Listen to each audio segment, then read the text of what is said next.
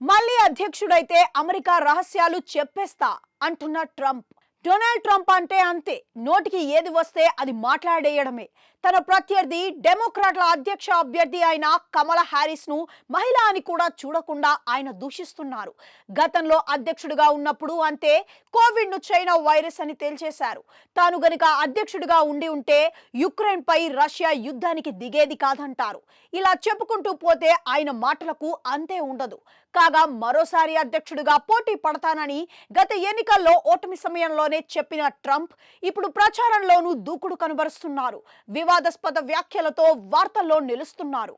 యుఎఫ్ఓలు ఉన్నాయా, మిగతా ప్రదేశాలు నమ్మినా నమ్మకున్నా గ్రహాంతర జీవులు ఉన్నాయనేది అమెరికన్ల బలమైన నమ్మకం.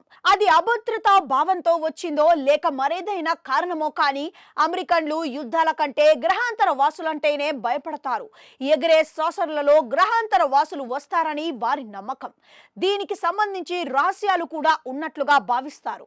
ఇప్పుడు తాను మళ్ళీ అధ్యక్షుడనైతే యుఎఫ్ఓల సంచారం గురించి బయట పెడతానని అంటున్నారు ట్రంప్. ఆ హత్యను తేల్చేస్తారట. అమెరికా చరిత్రలో అధ్యక్షుడుగా ఉన్న జాన్ ఎఫ్ కెనడీ హత్య పెద్ద సంచలనం. ఆ హత్య రహస్యంతో పాటు ఎప్స్టైన్ల సెక్స్ కుంభకోణంలో నిందితుల వివరాలను కూడా బయట పెడతానని ట్రంప్ ప్రకటించారు. ఇవన్నీ అమెరికా చరిత్రలో అత్యంత రహస్యాలు కావడం గమనార్హం. కాగా కెనడీ విషయంలో ప్రత్యర్థి డెమోక్రాట్ల తనను ముందుకు నెడుతున్నారని ఆరోపించారు.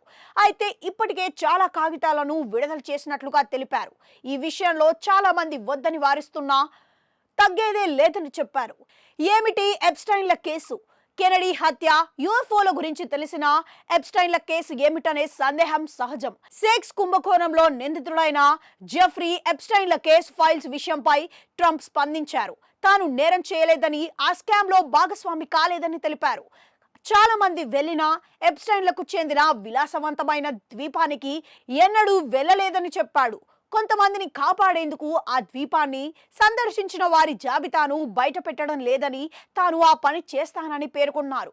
కాగా మాజీ అధ్యక్షుడు కెనడీ కుటుంబానికి చెందిన రాబర్ట్ ఎఫ్ కెనడీ జూనియర్ అధ్యక్ష ఎన్నికల నుంచి వైదొలిగినట్లుగా ప్రకటించి ట్రంప్ వైపు నిలిచారు. దీంతో జాన్ ఎఫ్ కెనడీ హత్య దర్యాప్తు ఫైల్స్ ను విడుదల చేస్తానని ట్రంప్ ప్రకటించారని భావిస్తున్నారు. కాగా కెనడీ కుటుంబం డెమోక్రాట్లు అంటే కమలా హ్యారిస్ పార్టీ. వీరు రిపబ్లికన్ పార్టీకి చెందిన ట్రంప్లకు మద్దతును తెలిపారు.